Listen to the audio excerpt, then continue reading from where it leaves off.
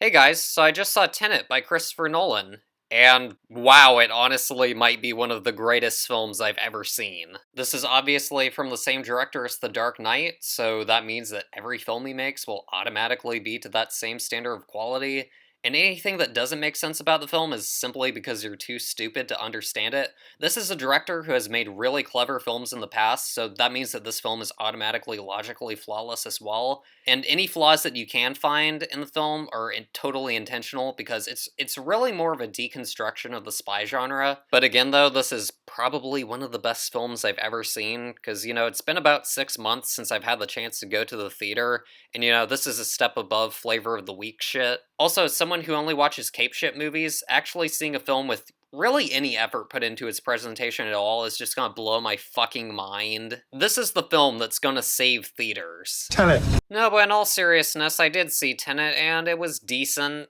All this to say that there's certainly nothing wrong with loving this film, but you should not be going into this with unrealistic expectations that'll change your entire fucking life. But even the Nolan fanboys, perhaps myself included, I give all these films an 8 or higher, and you know me, guys, I'm a Christopher Nolan fan. But yeah, even the fanboys who tried to get this to #1 on IMDb before the film was even released, even they only had this at like an 8.3 for a long time. And yeah, it's already at a 7.9 before the end of its opening weekend, which is pretty low compared to his other films on there. But either way, I'll get on to the actual film.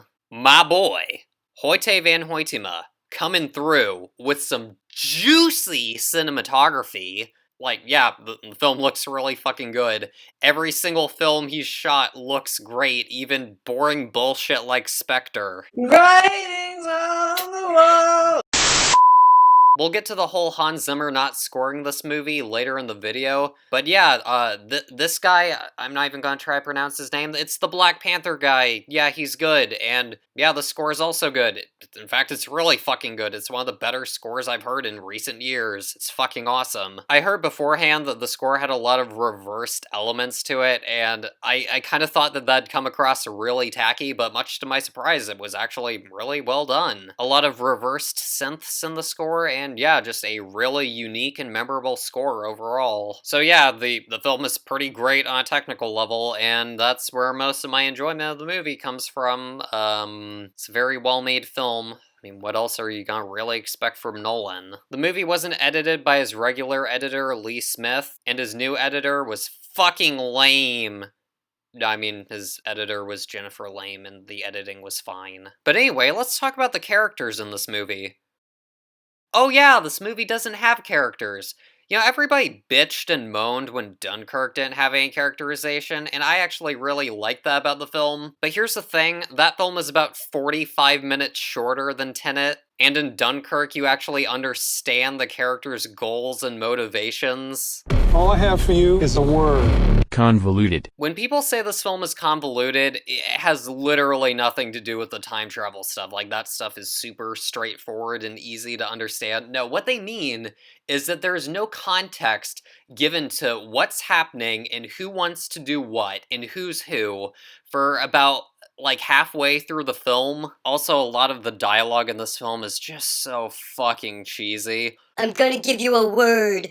Tenet. When they get to every trailer line in the actual film, it just feels like trailer line dialogue. To do what I do, I need some idea of the threat we face. The first 90 minutes of this movie are literally just people saying things like, oh, we need to get plutonium, but half the dialogue's just drowned out in the sound mixing, and you don't know who they are, and why they want it, and for what reason. It makes no fucking sense until, like, the end, and by that point it's like, okay.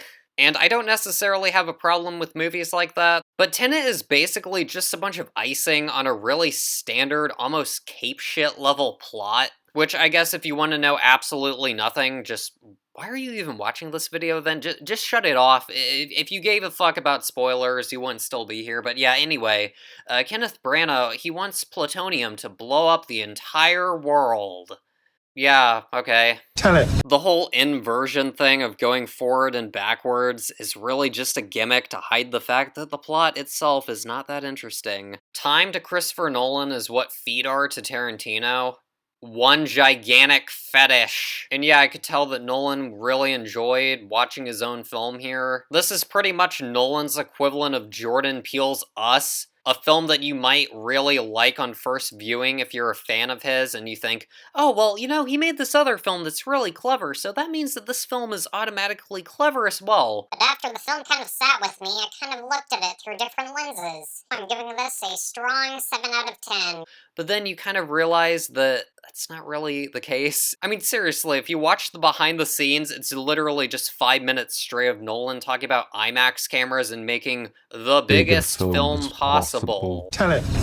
I've been working with the IMAX format for years now, and it has this extraordinary strength and power in terms of how deeply it can take the audience into the story. My name is Christopher Nolan. I am the director of Tenet. Which is a film we've made very much for the big screen. Tenet is our attempt to make as big a film as possible with as immersive action as possible for the big screen. Also, let's talk about Hans Zimmer not scoring this movie for a second, because I have my theories on this. My theory is that Hans Zimmer didn't want to score this movie because he thought it was fucking boring. And just wait, because I have my supporting evidence, damn it. Apparently scoring 7 other projects in 1 year, that's fine, but you know, a director who you frequently collaborate with, you know, 8? You know, that's way too many, guys. That's where you have to draw the line. 7 is fine, 8's way too many. And I mean, shit, that's not even counting Top Gun Maverick that was originally supposed to come out this year. 6 IMAX quality cameras inside the cockpit with the actors. I mean, he's got some random National Geographic documentary, because I guess, you know, he works with Ron Howard a lot. It's just really kind of weird, and it gives me the exact same vibe as when George R.R. Martin talks about, oh, yeah, I don't have time to watch Game of Thrones these days, but yeah, I watched The Last Kingdom. The second season was just as great as the first one. Oh, what an amazing fantasy show. You can kind of put 2 and 2 together. So yeah, anyway, light to decent 6. I'm feeling a light to decent 6 on this thing, but that's just my opinion. It was decent, but I'll probably not watch it again anytime soon. I'll just watch this, or this, or this, or this, or maybe this, or maybe this, or maybe this, or maybe even that. Yeah, actually, probably even this. All this to say, this is a low-tier Nolan, guys. I didn't want to go there, guys, but, one might say it's weak sauce Nolan. Ew, Grody. Also, we got our Venom Eminem moment at the very end of this from Travis Scott, which was kind of cringe. Last time I hit your crib, last time it went no tenants. I didn't went back in myself, felt like hell, fuck I risked it. Last time there were no tenants, Tenet. Last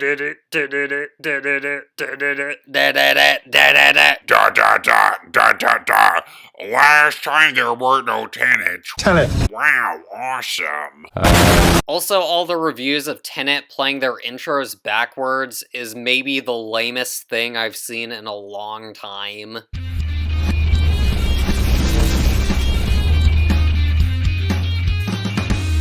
Tenant. Give me rent. Armed with only one word, Tenant. Click right here to see more. I don't think it was nearly as clever as they thought it was. So yeah, smash that fucking like button. New. Or you know, smash that dislike button, because, you know, I didn't give Daddy Nolan an 11 out of 10, and, you know, that's really offensive, guys. But either way, comment below what you thought of this film, if you loved it, thought it was alright, hated it, whatever floats your boat, leave that shit down below. Also, if you're new to the channel, don't even fucking bother leaving stupid shit like this in the comments section where you're like just validating your own opinion to yourself and you're trying to persuade me to like it. Who are you really writing that comment for? Because it's certainly not for me. It's certainly not gonna make me like the movie any more or less. Tenet.